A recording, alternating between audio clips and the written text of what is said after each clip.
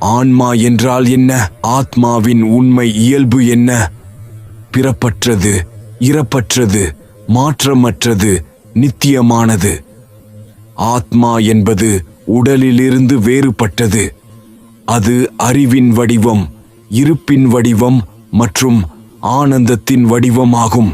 உடலை ஒரு கருவியாக, ஆன்மாவை அதில் இருக்கும் பயணியாக பார்ப்பது. உடல் அழிவுக்குரியது, ஆனால் ஆன்மா அழிவதில்லை. மனம், புத்தி, அகங்காரம் ஆகியவை ஆன்மாவை சூழ்ந்துள்ள கருவிகள். பருவுடல், ஸ்தூல சரீரம், நுண்ணுடல், சூக்கும சரீரம், காந்த உடல், காரண சரீரம் ஆகிய மூன்றும் இணைந்ததே சீவனின் இயக்கமாகும். பிறப்பு இறப்பு சுழற்சியில் இருந்து விடுபடுவது முக்தி, மோட்சம். உலகியல் இன்ப துன்பங்களால் பாதிக்கப்படாமல் எப்போதும் அமைதியுடனும் மகிழ்ச்சியுடனும் இருப்பது. தன்னை இயக்குவது பேரான்மாவே என்று உணரும் போது ஒழுக்கம் தானாக நிலை பெறுகிறது. மனம், உடல், உணர்வு ஆகியவற்றை கட்டுப்படுத்தி உன்னத இலக்கை அடைய முயற்சிப்பது. தியானம், ஜபம், விரதங்கள். தியானம், சுவாச பயிற்சிகள், ஆசனங்கள் மூலம் உடலையும் மனதையும் ஒருமுகப்படுத்துதல்.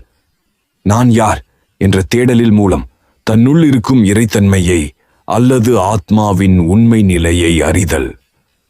கடவுளின் அருளை பெற தயை, கருணை என்னும் நல்லொழுக்கத்தை பின்பற்றுவது வள்ளலார் வழி.